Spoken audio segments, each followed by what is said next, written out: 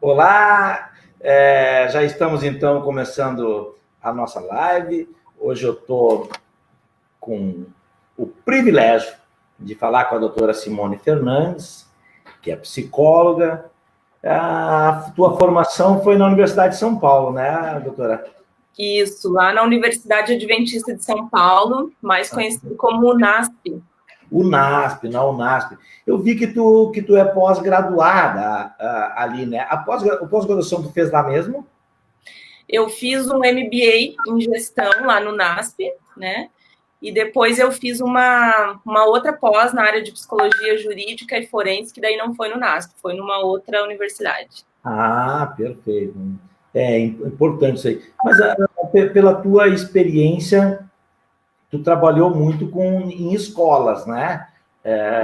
Com a questão da psicologia infantil, né? Isso. Eu iniciei a minha caminhada na psicologia na área clínica e, assim, basicamente com crianças, né? E todos esses anos, até agora, são 11 anos de profissão, eu atuei mais na área clínica mesmo, sempre com palestras, e eu atuei também um tempo na área jurídica, né? Ali com atendimento de crianças e adolescentes em situação de vulnerabilidade, crianças e adolescentes que foram afastados dos seus lares por conta de todos os tipos de abuso. E foi aí, então, que eu decidi me especializar nessa área. Foi uma área, assim, que eu gostei muito, que eu gostei demais, me apaixonei, e trabalhei um tempo, então, nesse segmento. A tua experiência no Mato Grosso, foi no Mato Grosso, foi, né? Isso, Mato Grosso do Sul. Ah, tá. A experiência lá foi lá que foi na área forense, é isso? Isso, foi lá, na cidade de Campo Grande, né? A gente atuava justamente com crianças que estavam afastadas dos pais, que foram retiradas pela justiça dos seus genitores, onde esses pais, a maioria perdeu aí o poder, né, pátrio sobre as crianças, e a gente, então, fazia todo esse tratamento psicológico, depois a reinserção numa outra família, alguns casos, encaminhamento para adoção. Então, foi aí que eu trabalhei nessa área jurídica, assim. Mas tu é gaúcha, né, Simone? Nasceu aqui no Rio Grande do Sul, né? Isso. Eu nasci na cidade de Palmeira das Missões. Palmeira das Missões. Mas, assim, eu vi que tu trabalhou lá em Campo Grande, tu disse, né? Isso. Trabalhou em Campo Grande, mas depois quanto tempo tu voltou depois aqui para Porto Alegre, Rio Grande do Sul? Eu comecei, na verdade, trabalhando na área de psicologia aqui na cidade de Esteio, que foi onde a gente morou primeiro, né? Então, trabalhamos ali o ano de 2010, 2011. 2011 nós fomos para o Mato Grosso do Sul. Aí lá ficamos um tempo na cidade de Campo Grande, um tempo na cidade de Costa Rica, que é ali mais perto da divisa com Goiás. Depois retornamos a Campo Grande e em 2017, então, a gente retornou para o Rio Grande do Sul, depois de passar 5 anos e meio lá no Mato Grosso do Sul. Tu está em licença maternidade agora, né? Isso, eu estou aí há 7 meses já na profissão mais mãe. Algumas mães dizem que isso vale como pós-graduação, é verdade ou não é? Nossa, é faculdade, pós-graduação, MBA e vai já se encaminhando para o doutorado, viu? Então, diríamos que a tua grande professora se chama Liz, que é o nome da tua filha. Só tem 7 meses, já me ensinou, assim, ó, muito mais do que muito professor. Ah, legal. Simone, nós, assim, estamos com 28 pessoas nos ouvindo agora, às quais nós agradecemos pelo carinho, pela atenção. A Daniela Passos, jornalista, Roberto Tejades, administrador, nosso amigo, a professora Edna Ávila, o Augusto Ribeiro, que é fanzaço aí do teu marido, a Esther Pilar, a Miriam Luciane. Boa noite, meus amados. A Lu nunca assiste, a Miriam Luciane, para quem não sabe, é minha esposa.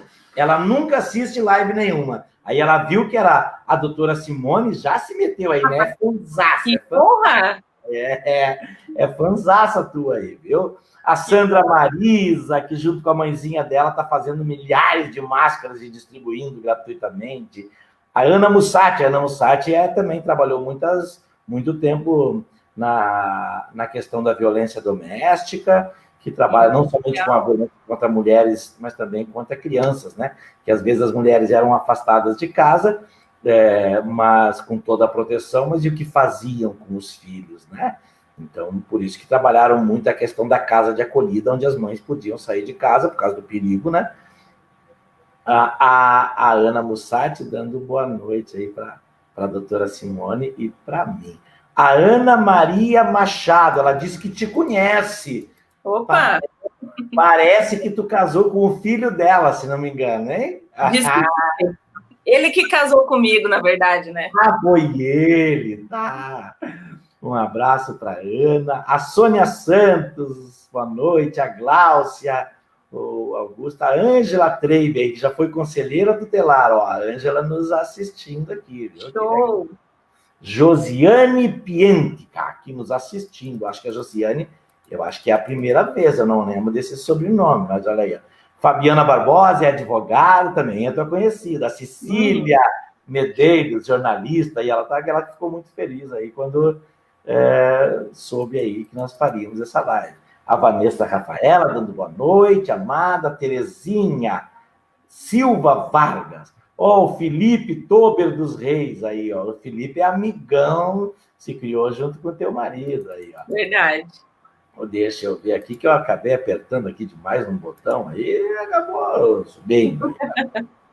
Aqui, olha aí, tá bom.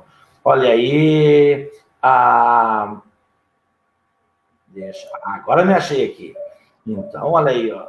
O Eduardo Machado, 2 feras na live de hoje. Mas, Dudu, meu amado. Sérgio Galli, teu fã aí, ó. Ainda lembro da tua palestra em Niterói, inesquecível, olha aí, viu? Legal. O Sérgio, o Gerry dando boa noite.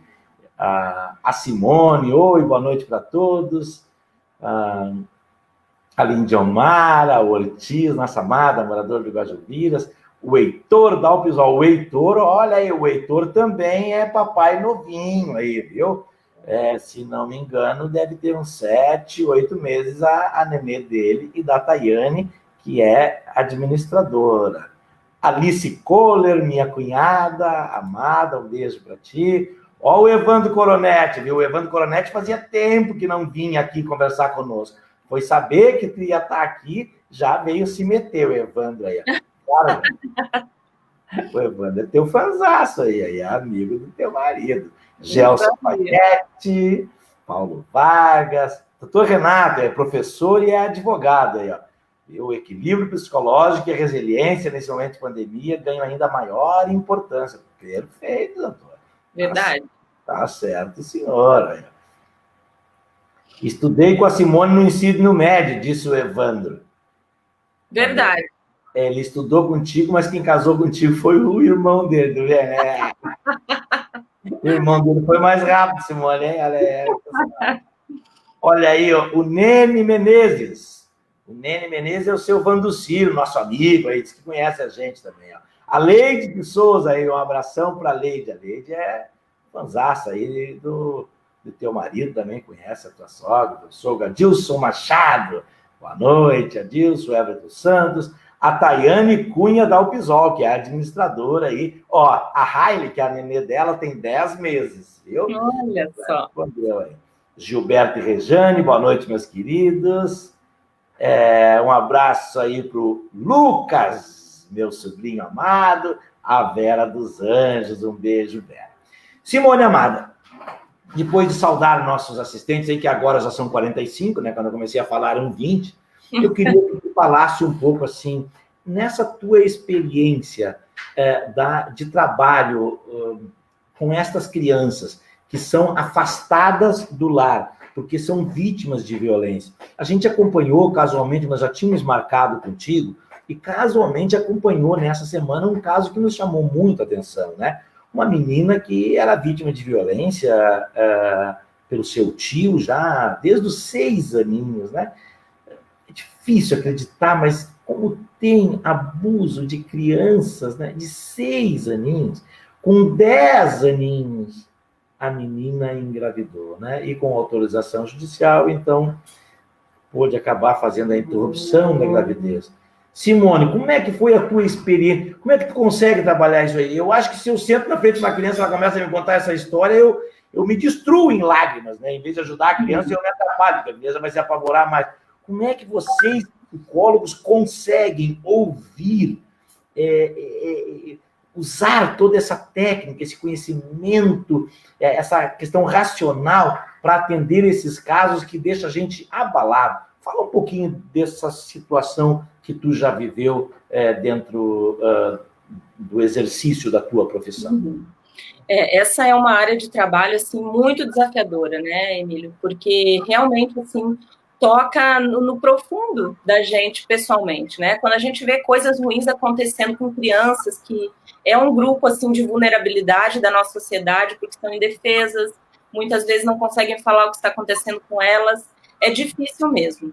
Mas, assim, o que fez, principalmente, eu me apaixonar por esse trabalho e como que a gente faz isso, né, é justamente a possibilidade de acolher essas crianças. Porque uma criança que passou por um tipo de abuso, ela foi, em algum momento, desprotegida, né, pela sua família, pelo seu cuidador, por aquele que era responsável por ela. E justamente ela tem, assim, ela traz uma dor muito grande, porque essa confiança que ela tinha no cuidador, ela foi abalada, de certa forma, né?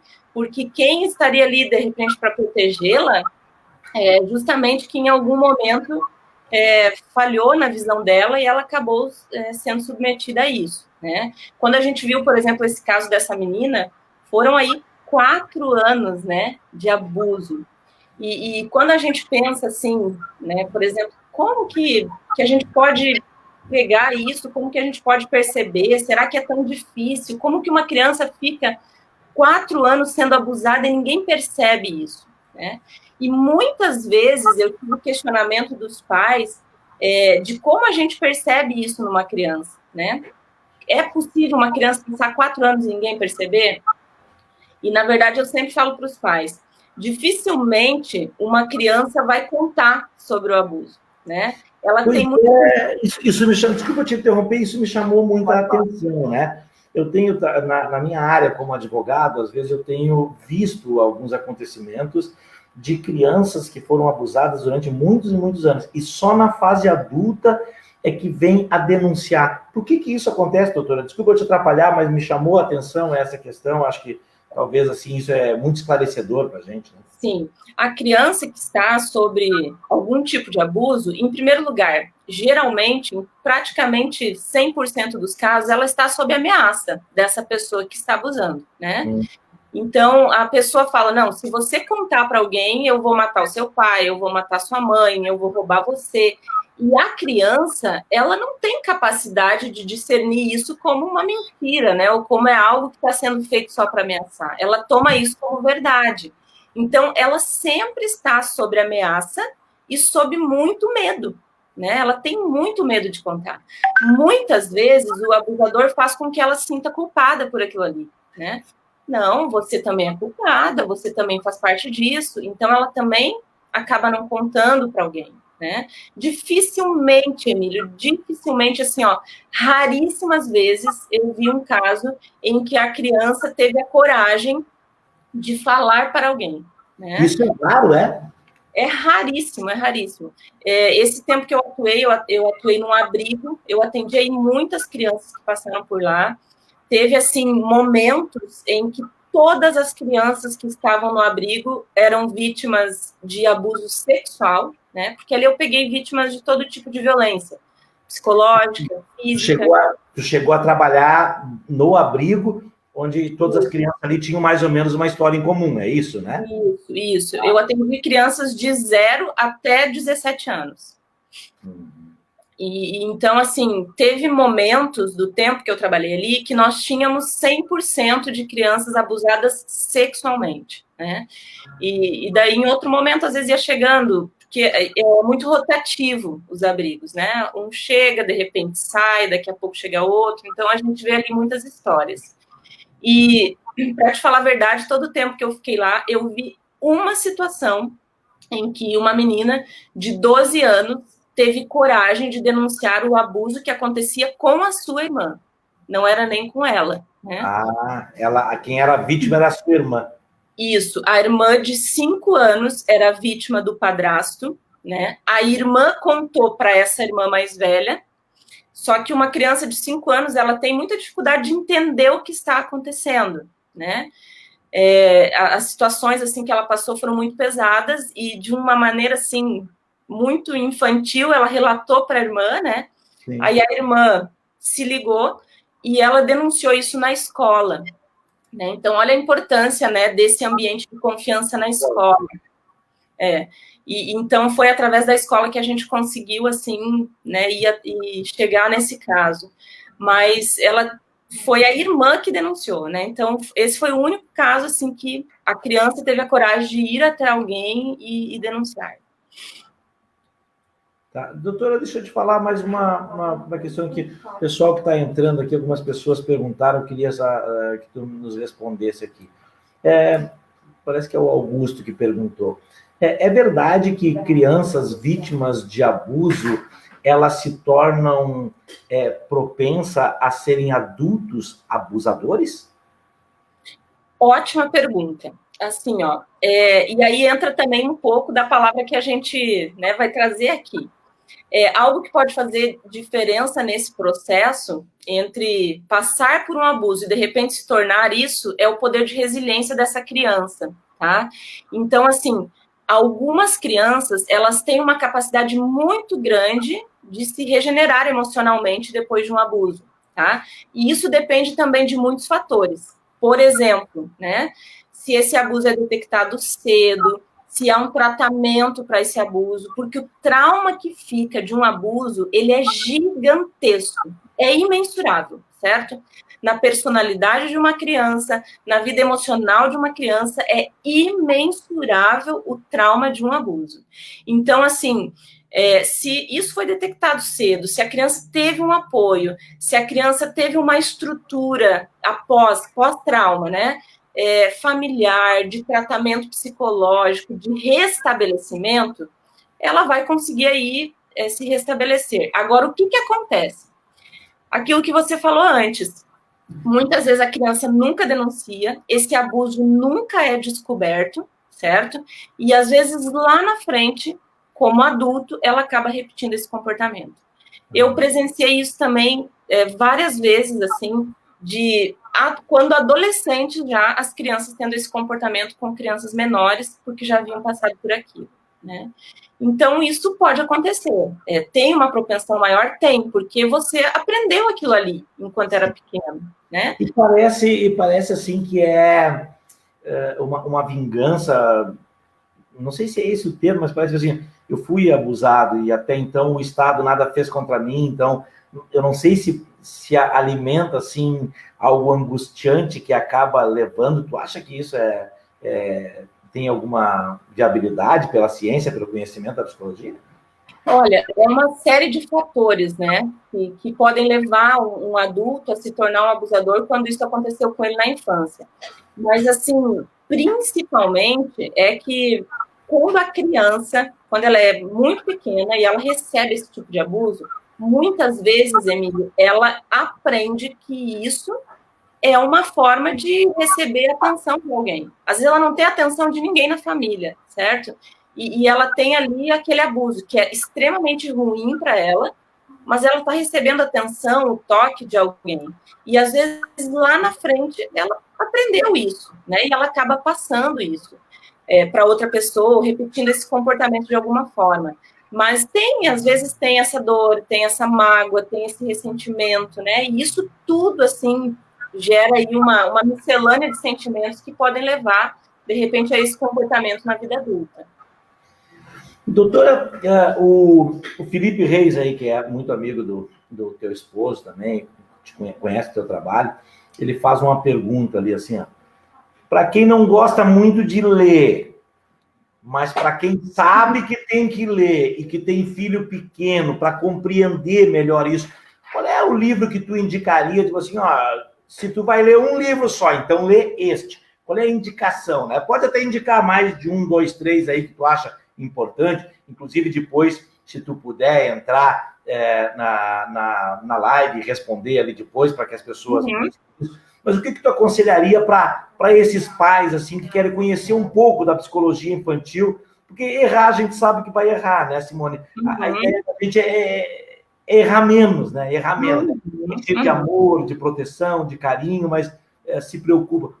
Qual é a literatura que tu acha assim que, ó, essa aí vai te ajudar? Cara, claro que a gente sabe que a ciência é infinita nessa área, mas o que tu aconselharia aí? Assim, ó, na área de educação de filhos, tá? Se tratando assim de temas gerais, eu gosto muito do autor Samitiba. Ele tem assim uma linguagem bem acessível para pais. Ele fala muito sobre educação, sobre limites, né? Muitas vezes eu uso conteúdos dele na minha palestra. Para aqueles que conhecem também Ellen White, que é uma escritora norte-americana que fala muito, na verdade, sobre a educação dos filhos. Os livros são ótimos. E na área, por exemplo, assim, esse da Ellen White, eu li um deles que é Pais Preparados, Filhos Vencedores, e é muito bom esse aí, né? Emílio, é fantástico. Eu li isso, Orientação da Criança, é um livro maravilhoso. Ali tem tudo que você precisa sobre educação de filhos. O nome do livro é Orientação da Criança e a autora é Ellen White, é isso? Isso, é um livro fantástico nessa área. E se você, para essa questão, por exemplo, de prevenção ao abuso sexual, é interessante que você leia materiais que falem sobre isso, né? Hoje em dia tem muito material disponibilizado a respeito disso, cartilhas, né, de prevenção ao abuso sexual. A própria Igreja Adventista tem uma campanha que se chama Quebrando Silêncio. É uma campanha, assim, fantástica em relação a isso, e eles produzem muito material em relação a essa questão da violência, né? Então, é um material, assim, bem atualizado e que pode ser transmitido para as crianças e para os pais também.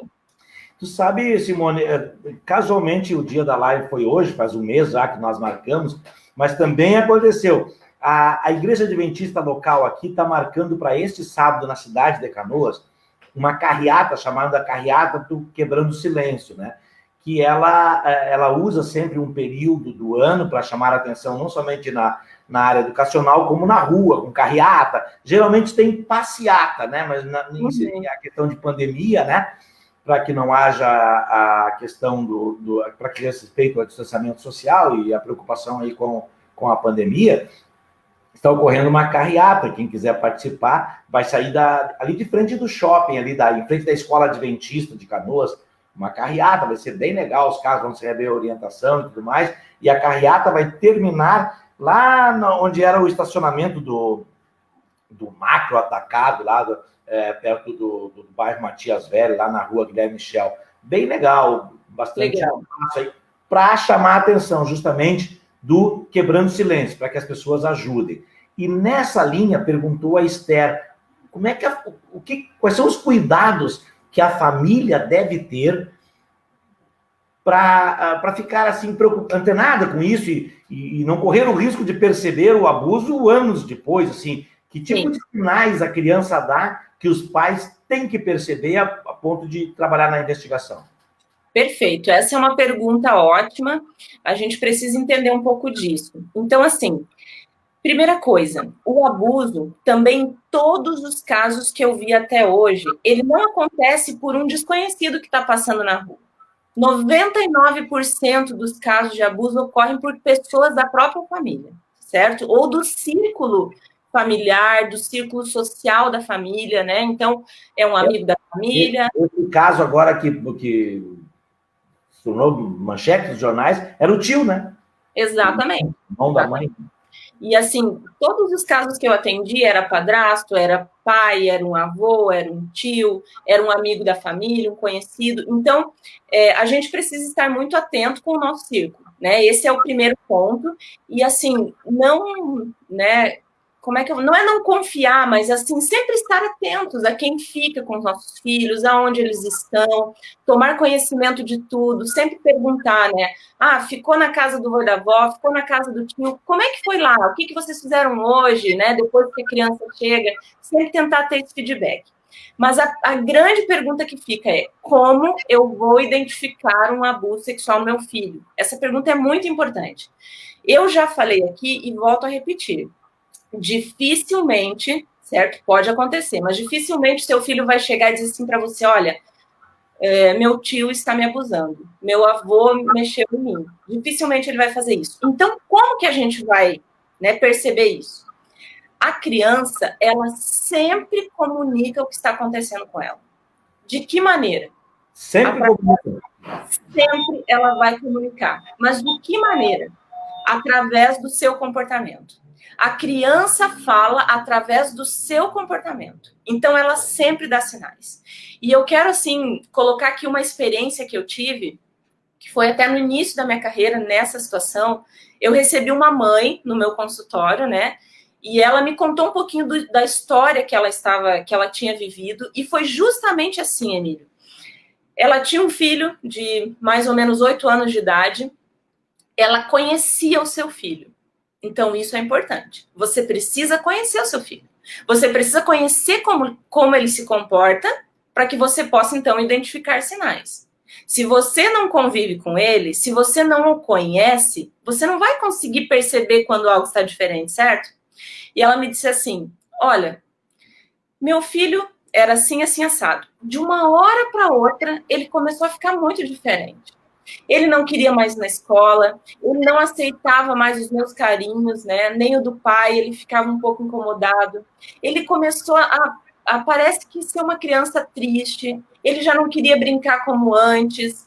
Ela começou a perceber que algo estava diferente, sabe? Aquele negócio de pai e mãe que você olha assim e tem alguma coisa diferente?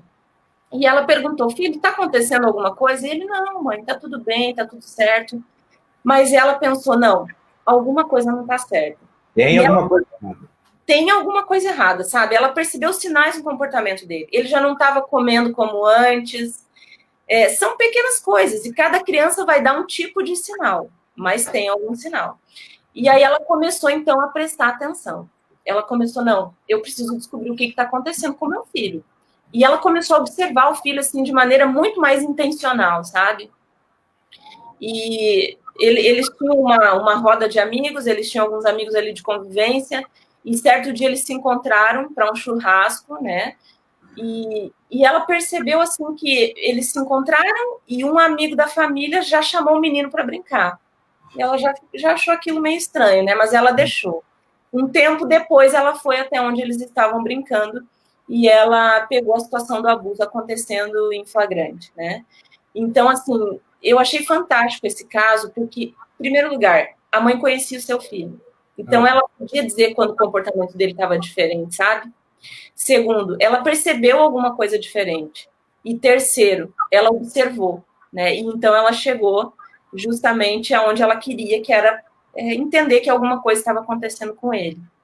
Então, a criança sempre dá sinais, seja na alimentação, no brincar, no sono, né? Crianças que passam por abuso, elas têm muitas vezes terror noturno, insônia, dificuldade para dormir, elas se afastam, às vezes, do carinho com a família, elas já não gostam muito de toque, elas ficam incomodadas, né? Então, tem que haver assim, ó, meu filho era assim e agora ele está assim. Alguma coisa está errada. Eu preciso descobrir o que é. A mudança não acontece do nada, né, doutora? Exatamente. Uma criança não muda do nada. Ela sempre dá sinais de que algo não está bem. Mas para isso vem o conhecimento prévio, né?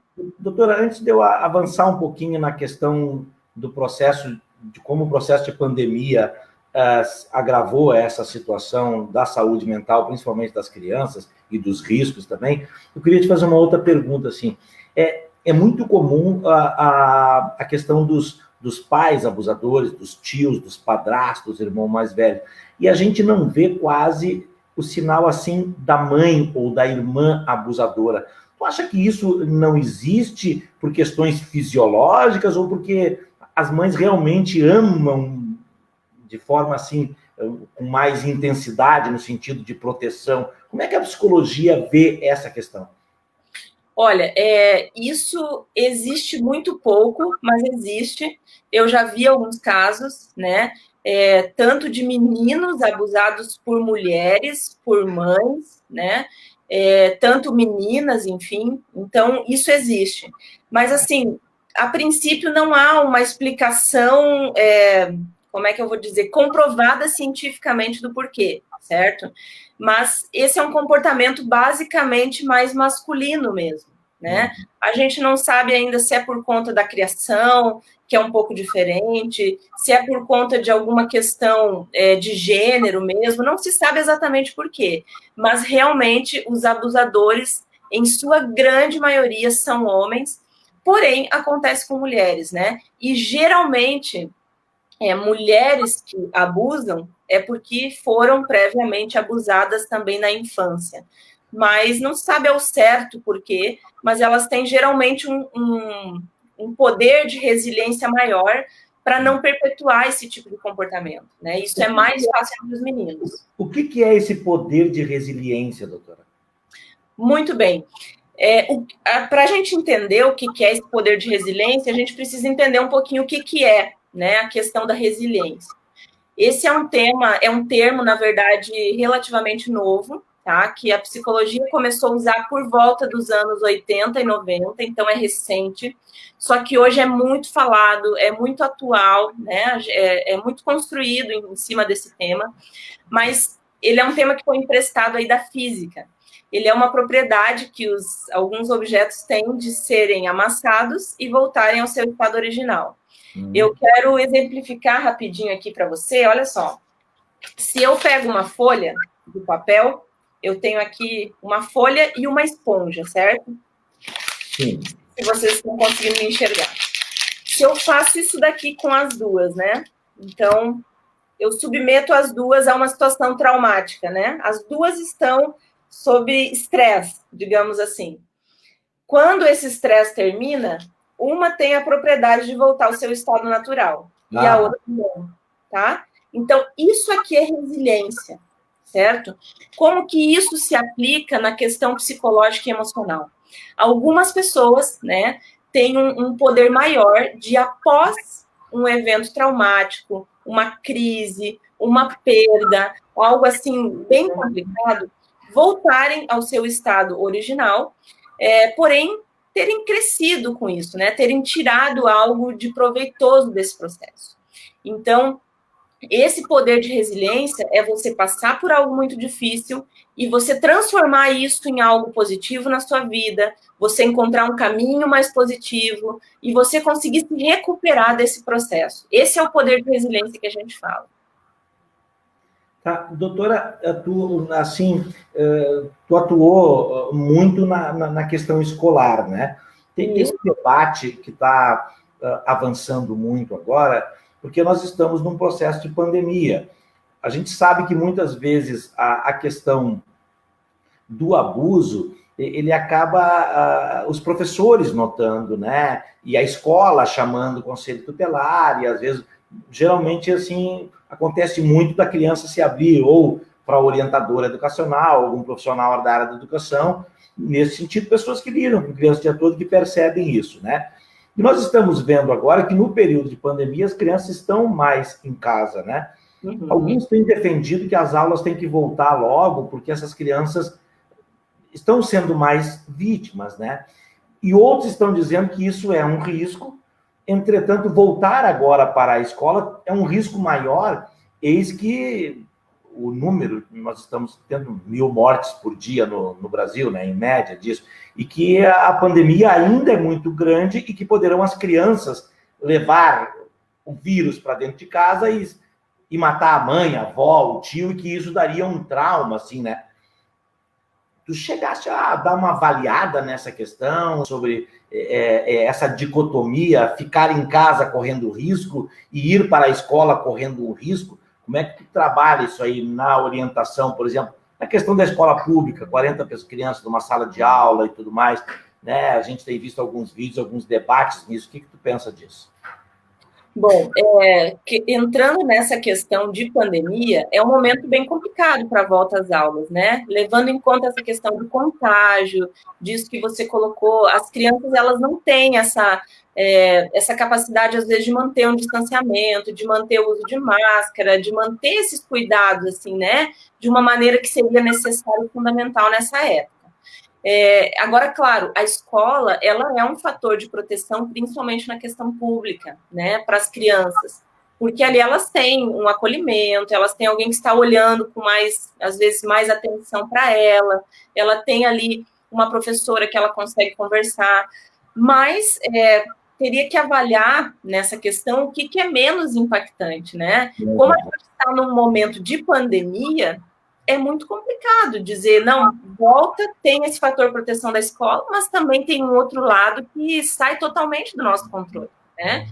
O ideal seria que as crianças estivessem protegidas dentro das suas famílias, né? Isso é o que briga com profissionais, né? Isso é o que a gente luta, né? Mas nem sempre é o que se consegue.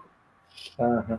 Tu sabe, minha doutora, eu até essa questão das redes sociais, a gente hoje, né, sem a aproximação, a gente acaba mais envolvido com a questão das redes sociais. Eu achei engraçado uma mãe que disse, sei lá, o governador, não sei de onde lá, estabeleceu um decreto para volta às aulas. Sobre voltar às aulas, quem faz decreto sou eu, meu filho não volta, né?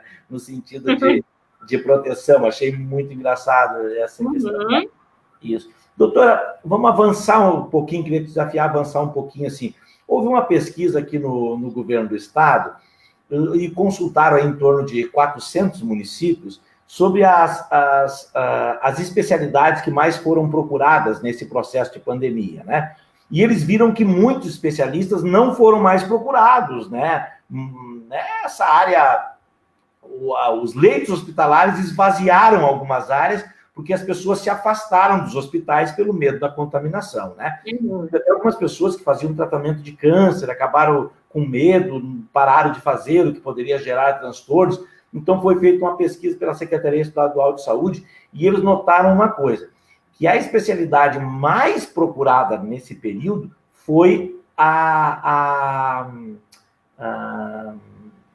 me esqueci o termo agora, a questão mental, a saúde mental. Saúde mental. Trabalho com saúde mental. Por quê? Porque a questão... Bom, os idosos ficaram mais enclausurados, os filhos mais afastados. Tu tem avaliado aí, discutido com teus colegas, ou visto algumas reportagens, alguns artigos sobre como a pandemia tem afetado os adultos, os pais também, nessa questão do afastamento social, do isolamento, essas questões? Sim, a gente tem acompanhado, assim, um aumento muito significativo, né, pela busca de serviços de saúde mental e também, assim, muitas pesquisas têm tentado levantar quais são e quais têm sido os efeitos mentais, né, de saúde mental, de saúde psicológica dentro dessa quarentena, dentro dessa pandemia. E até foi feito um estudo lá em Londres, ali logo no início aí da pandemia, né, e levantou aí que os principais sintomas das pessoas nesse momento de pandemia aumentou a questão da tristeza, da culpa, da confusão mental, da raiva, o humor muito mais deprimido, a irritabilidade, os casos de ansiedade explodiram. A gente tem, assim, né, recebido muitas queixas de ansiedade. Ontem, inclusive, eu estava dando uma palestra online aí para mais de 100 adolescentes e a gente estava falando justamente sobre isso, né? Nessa fase da adolescência, a ansiedade cresceu muito, e em outras fases também. Insônia, e diz que as áreas mais afetadas é justamente a área da saúde, os grupos de risco e as mães. Né, falou, assim, basicamente desses três grupos, assim, que eu achei bem interessante. E outra coisa que essa pesquisa levantou é que esses efeitos, olha só que coisa, assim, interessante e preocupante, de certa forma, né, que esses efeitos na saúde mental, eles vão durar, em média, 3 anos, para que as pessoas se recuperem mentalmente e emocionalmente desse período. Né? Se você for ver aí, a gente está, em média, 5 meses nesse quadro, né? Em que a gente foi, assim, de uma hora para outra, A nossa vida mudou muito, a gente foi trancado em casa, a gente perdeu contato físico com os amigos, alguns com as famílias, e o medo, a insegurança, a incerteza, né? Tudo isso tem elevado assim, muitos níveis aí de questões emocionais. E principalmente, assim, ó, 4 coisas nesses próximos 3 anos que é assim um prognóstico, né, desse momento de pandemia. Depressão, ela vai aumentar muito nesses próximos 3 anos. Abuso e dependência de álcool, por conta da pandemia. Transtorno de ansiedade e transtorno de estresse pós-traumático. Esses 4 elementos aí diz que nos próximos 3 anos serão algo muito presente nas queixas de saúde mental. Ô, doutora, detectado, diagnosticado esse problema futuro, o que tu orientaria a teus pacientes para começar já antecipadamente a resolver os seus problemas? Eu vi que a Terezinha aqui colocou a Terezinha, que é assistente social, ela disse que viu uma reportagem bem interessante de uma idosa, que ela disse, olha, ela começou a gravar as receitas e filmar e dialogar com as pessoas e tudo mais, então criaram metodologias e tudo mais, né? E eu vejo que alguns perguntam, que a Esther pergunta, como superar a falta do abraço, do contato com as pessoas que gostamos, e etc e tal, assim. Então, assim, a Ana Mossati pergunta, como a gente lida com a irritabilidade e essa perda da liberdade pessoal, né? Te pergunto, assim, tu como profissional da área, o que tu orientaria no sentido de minimizar este problema que a gente já sabe que virá? Primeira coisa, a gente precisa se conhecer, né? E entender como essa pandemia está impactando a nossa vida. Porque nem sempre ela impacta a mim da mesma forma que impacta a você, né? Então, eu preciso entender o que né, tem assim sido mais difícil para mim. Ali foi colocada a questão da falta de liberdade, alguém colocou aí, né? A falta do abraço, para outros é a falta do trabalho, para outros é a crise financeira, para outros é o distanciamento da família, para outros é a impossibilidade de frequentar uma igreja. Então, para cada um, isso vem de uma forma. Alguns perderam familiares, então, para alguns é a perda mesmo física, para a morte. Alguns tiveram o vírus, né, e sentiram esse medo. Então, primeira coisa, eu tenho que entender como isso impactou a minha vida, tá? Em segundo lugar, eu preciso, assim, algumas dicas, né, que eu vou colocar aqui.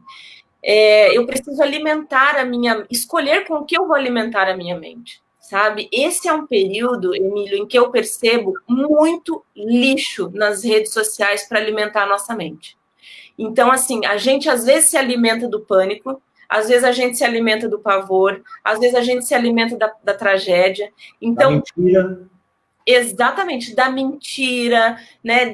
De uma série de coisas ruins. Então, quando eu procuro, quando eu abro a internet, eu tenho ali notícias de todos os tipos. Eu preciso estar por dentro? Sim, eu preciso me informar, né? Mas isso tem limite. Se eu passar o dia todo alimentando a minha mente com isso, automaticamente isso vai ser os meus sentimentos, as minhas ações, e isso vai também influenciar no meu bem-estar. Então, alimentar a mente com coisas positivas, com notícias boas, com, né, coisas boas que têm acontecido também. Segunda questão, estabeleça uma rotina, né, nesse período de pandemia para você.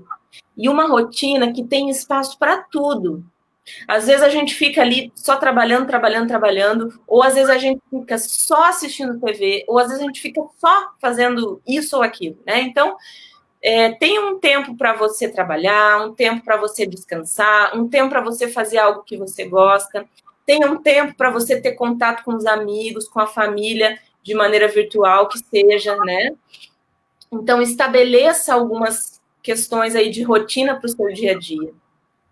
Cuide também da sua saúde física, né? Cuide da sua alimentação, faça exercício físico, isso ajuda muito, isso tem um impacto na saúde mental muito grande, tá? Outra coisa, fique atento aos sintomas, né? De repente você está aí num quadro de estresse muito elevado, de ansiedade muito elevada, de repente a tristeza está ficando maior do que você consegue administrar. Então, fique atento. Na saúde mental, funciona assim, ó. Se você perceber algo aqui e você tratar, as chances de você ter uma boa recuperação são N. Se você deixar o quadro avançar para cá, e aí você for tratar, o caminho de volta ele é muito maior, né? Então, começa a perceber. Poxa, você não está dormindo legal, você está muito triste, você está chorando demais. Liga a antena aí, liga a luzinha vermelha. Procura um profissional, de repente procura alguém para conversar, né? Tenta já resolver isso. Outro ponto interessante. Esse é um momento muito bom para a gente exercer a nossa fé, né?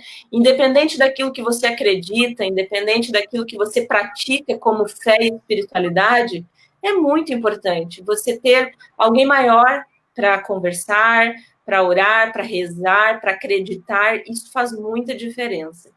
E por último, algo que tem sido assim, ó, provado cientificamente que faz muita diferença nos quadros de saúde mental, de depressão, de ansiedade. É justamente a capacidade que algumas pessoas perderam de ser gratos, certo? Todos os dias a gente consegue encontrar pelo menos um motivo para a gente ser grato. Talvez seja pela minha vida, pela minha saúde, talvez seja pela saúde do meu filho, talvez seja pelo alimento que eu estou na mesa hoje, talvez seja porque eu não perdi o emprego. Então, mesmo na pandemia, querido, há um motivo pelo qual você pode ser grato. Eu quero até desafiar você. Hoje, encerre o teu dia colocando 3 coisas pelas quais você pode ser grato no dia de hoje. Faça esse teste por 1 semana e você vai ver melhora na sua saúde mental. Que bem. Doutora, então me diz 3 coisas pelos quais hoje tu é feliz. 3 bênçãos aí que tu tem hoje para estar bem feliz e ser grata a Deus. Muito bem. Hoje eu posso ser muito grata, sim, porque todos os meus familiares estão com muita saúde. Graças a Deus, nenhum se contaminou com o coronavírus, né? Desde que tudo começou, então todos estão bem. A segunda gratidão que eu tenho é pela saúde da minha filha, porque eu temi muito pela saúde dela nesse período. Ela é só um bebê, né? Ela ainda tem pouca imunidade, mas graças a Deus ela está muito bem. E o terceiro motivo pelo qual eu sou grata hoje é porque eu tenho alimento, eu tenho roupas, né? Hoje está começando um frio muito grande. Quantas pessoas ao nosso redor, de repente, vão sofrer com esse frio? E não é o meu caso. Então, eu sou muito grata a Deus por isso. São coisas pequenas, mas que fazem muita diferença. Que bom. Doutor, eu quero exercitar também. Eu tenho alguns motivos, muitos, mas 3 eu quero dizer. O primeiro é porque eu estou te vendo. Quantas pessoas gostariam de te ver, ou de ver a mim, ou de ver o nascer do sol e não conseguem, né? Verdade. Eu também sou grato por estar te escutando, né? Quantas pessoas enfrentam, né, esse problema, por exemplo, da comunidade surda que nós temos. Uhum. E o terceiro é porque eu vou chegar em casa e a minha mulher está fazendo uma janta para mim. Então, vou ter comida na mesa, né? Então, por mais que a gente tenha simples motivos, eles são motivos para gratidão, né? Que bênção. Eu queria ler contigo aqui, ó, minha doutora, depois eu vou passar, porque infelizmente o tempo passou rápido. O doutor Walter aqui, advogado, já disse: queremos um segundo tempo com a doutora. Vou ter que marcar o tempo. O povo aí já está dizendo que não, nem terminou e eles já estão querendo dizer que não vai dar tempo, né? Olha aí a Vera dos Anjos mandando um abraço para nós, Gilberto e a Rejane, o Vinícius Kozak, ó, lá da Matias, meu querido, o Felipe, que eu já respondi, a Yara Bem, que trabalha na Universidade Federal, o Bruno Rodrigues, o Júnior, a Roberta Vespal, nossa querida amiga Roberta, sorriso contagiante, o David Farias, a Lidiane Silva nos escutando, a Tânia Foz, ali a Tânia, nossa amada, querida, que foi lá na praia ouvir o teu marido dar uma palestra. O Nelson, que nós vamos estar aí numa peleia, nessa carreata, né, Nelson? Ó, o Sérgio Galho, várias pessoas, administrador Wilson André, o João Pedro de Menezes, o Ernesto, jovem Ernesto Santos aí, muito muita gente aqui nos assistindo, mandando um abraço para nós. Não posso ler todos, né? Não vi quantos comentários tem, mas tem em torno de 80 comentários, mais ou menos, né? Pessoal pedindo, doutora, para tu colocar ali o nome do livro depois na live, o pessoal procurar. Tá? Uhum. A Francelina Ferreira mandando um abraço para nós.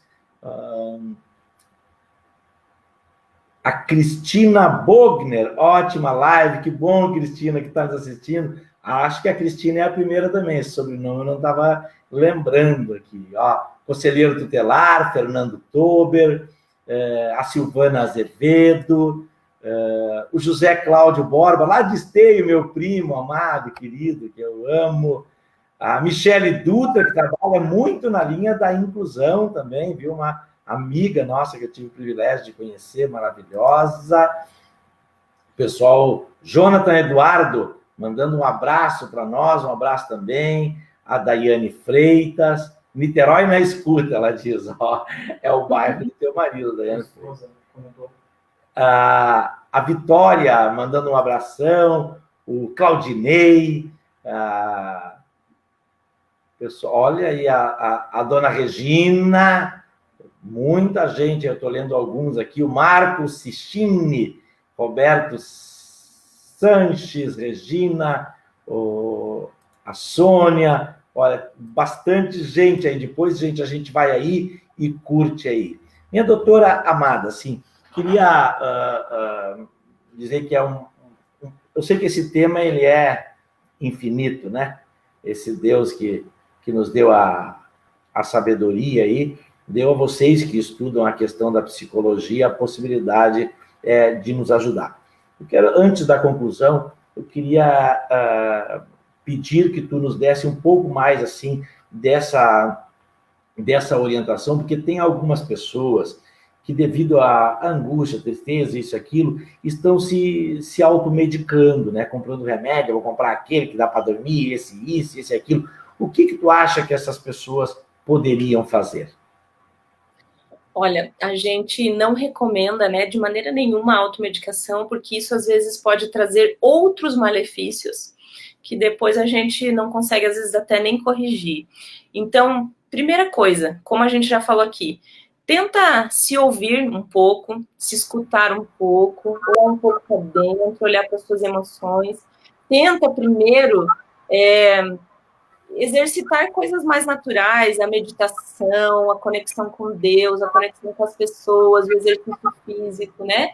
E tenta se ouvir. A gente vive num mundo, assim, em que a gente é tudo tão corrido, é tanta coisa, é tantos estímulos, a gente, às vezes, não para se escutar, para entender aquilo que a gente está sentindo, para, de repente, assim, ler um pouco daquilo que vem de dentro, né?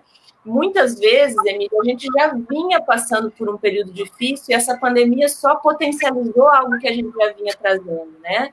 Para outros, ela trouxe, assim, uma configuração totalmente nova. Então, tenta entender o que está acontecendo com você. Cada um de nós traz uma história, cada um de nós traz uma bagagem diferente. E essa bagagem, essa história que a gente traz, misturado com aquilo que acontece no nosso meio, ao nosso redor, é o resultado da gente. Né? E a automedicação, doutora, tu acha que é uma alternativa, essa questão da automedicação? Ou o que deveriam fazer essas pessoas? Que profissional buscar? No sentido, eu vou tomar um remédio para dormir e tudo mais. O que tu acha? Essas pessoas que acham, né? Pode ser que necessitem, mas pode ser que achem que necessitem de medicação. Qual é a orientação que tu daria? Assim? Tem gente se entupindo com remédio, a gente está preocupado com isso. Se você acha que precisa de algo a mais, certo? Para você dormir, para você relaxar ou algo assim, busque um psiquiatra. É só ele quem pode te fornecer a receita correta, a dosagem adequada, porque, querido, os remédios para a saúde mental, eles têm uma série de efeitos colaterais. A gente tem hoje ótimos remédios, mas eles precisam ser muito bem administrados, né? Então, a gente precisa de um ótimo profissional para fazer isso. E não é seguro de forma alguma, tá? Você administrar isso sozinho. Por exemplo, assim, ó, remédios para dormir, só um exemplo, tá? Eles afetam seriamente a memória. Então, se você usa isso por muito tempo, ou às vezes até por um tempo não tão grande, mas que você não está acostumado, a sua memória ela pode ficar afetada para sempre, sabia? Então, não é seguro você usar algo porque o amigo disse, porque o outro indicou, porque você viu na internet. Não. Cada corpo é um, cada pessoa reage de um jeito, e a gente precisa dessa orientação profissional e de acompanhamento profissional. O psicólogo não receita nenhum tipo de remédio, certo? Quem pode fazer receita para você é só o psiquiatra.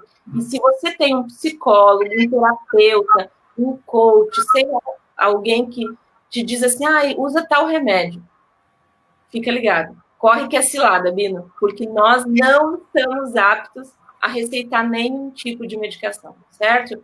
Isso é contra o nosso conselho regulador, isso é contra a nossa profissão, então só quem pode te ajudar é um psiquiatra. Eu falei na minha esposa na janta e ela fez um comentário aqui, ó. Olha que bonito. Ela disse que gravou uma música ali no sentido de mandar para as pessoas, no sentido de beneficiar as pessoas que estivessem angustiadas, e gravou a música e mandou, e ela achou que ia ajudar as pessoas, mas a maior beneficiada foi ela, de tanto carinho que ela recebeu daquela música que ela postou.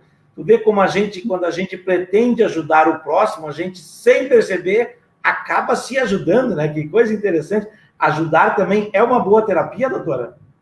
Super terapêutico e super recomendado.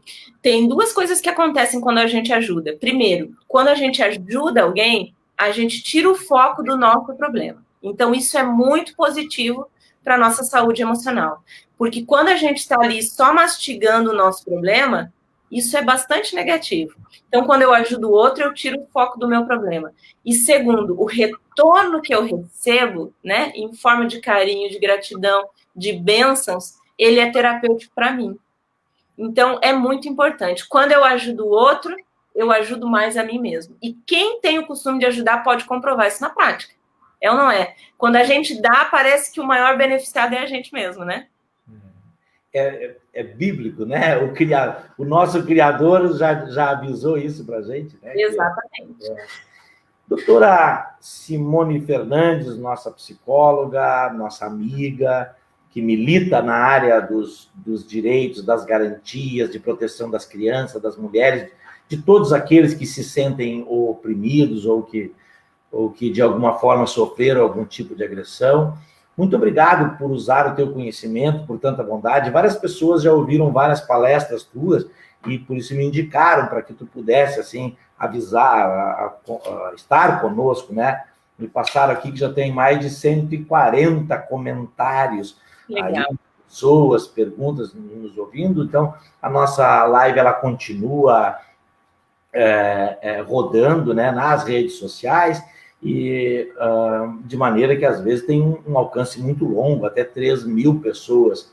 Então, assim, se tu quisesse depois, doutora, na própria live, deixar ou o teu contato, ou de contato de pessoas de tua confiança, que podem ser procuradas, que têm atendimento clínico, que fazem esse atendimento, né, que tu indicaria, ou para a educação infantil isso, para o idoso toda essa questão, para a área, às vezes, até de recuperação de traumas, né? Jovens que tiveram uma infância de violência, que precisam, aliás, às vezes nem se tocam que precisam, mas precisam de um acompanhamento nessa área para minimizar os erros, o prejuízo. Então, se tu pudesse, minha doutora, seria com muita gratidão. E eu, assim, estou muito grato pela tua disposição, pelo teu carinho, e deixo esses minutos aí para tuas palavras finais e despedida. Tem muita gente aí já te agradecendo, dizendo que foi excelente, muito bom. Várias pessoas aí elogiando pelo todo esse... Eu achei que o teu marido ia ser o mais elogiado, mas tu já passou ele. Ele vai entrar em depressão por causa disso. Tu vai ter mais um para tratar em casa agora. Mais um paciente. Mais um paciente. Mas, em primeiro lugar, eu quero agradecer muito pelo convite. Foi uma honra para mim estar aqui com vocês. Quero agradecer muito por você que nos acompanhou aqui nesse tempo, né? Que fez a sua pergunta, que deixou aí a sua dúvida. Essa troca, esse bate-papo, essa troca, eu acho que é muito enriquecedora, principalmente no momento que nós estamos vivendo, né? Então, e eu quero encerrar dizendo para você o seguinte: nós falamos aí um pouquinho sobre resiliência, né? Nós estamos, assim, todos, sem exceção, o rico, o pobre, aquele que trabalha, aquele que não trabalha, aquele que tem estudo, aquele que não tem, nós estamos todos passando pelo mesmo momento, né? Então, quando essas coisas acontecem, a gente vê que não há diferença entre nós. Todos nós estamos sujeitos a passar por momentos assim. Então, a diferença de quem vai sair desse momento melhor do que entrou é simplesmente uma: a resiliência que você vai ter nesse tempo, certo? A maneira como você vai enxergar as coisas, a maneira como você vai escolher se posicionar em relação a tudo isso. Alguns vão sair destruídos emocionalmente, né? Talvez outros vão sair tirando grandes lições. Eu não sei se você já perdeu alguém, se você passou pela questão do vírus, e eu sei que isso tudo é muito difícil. Mas, querido amigo, para tudo há uma lição que a gente pode tirar, e para tudo há uma gratidão que a gente pode ter. E então, eu acho muito bonito algo que diz que resiliência é ter dentro de si um sol que nunca se põe. Eu acho essa frase muito legal, né? E muitas vezes eu pego a minha filha, levo ela na janela e mostro o sol para ela de manhã cedo. E tem dias que o sol tá atrás das nuvens, né? Tem dias que está chovendo, que está nublado, mas eu digo para ela assim: filha, o dia está chovendo, está nublado, mas o sol está lá atrás brilhando. Uma hora a chuva vai passar. E eu quero deixar isso para você. Eu não sei qual é o seu momento nessa pandemia, mas resiliência é ter dentro de si um sol que nunca se põe. Que o teu sol, amigo, não deixe de brilhar, mesmo nesse momento difícil, mesmo no meio da crise, porque é possível passar por ela e tirar alguma coisa de boa, alguma coisa de bom para sua vida. Que Deus abençoe muito você, que você tire lições desse momento e que você saia ainda melhor do que você entrou. E que esse sol que você tem aí dentro nunca se ponha até o último dia que você viver aqui na Terra. Um grande abraço para vocês. Um grande abraço, doutora Simone. Um beijão para a Liz, tua filhinha. Um abração para o teu esposo amado, Eduardo. Muito obrigado por estar usando todos os teus conhecimentos para nos ajudar dessa forma que as pessoas sejam mais felizes. Agradeço a todos que participaram, que mandaram as suas perguntas, que ouviram.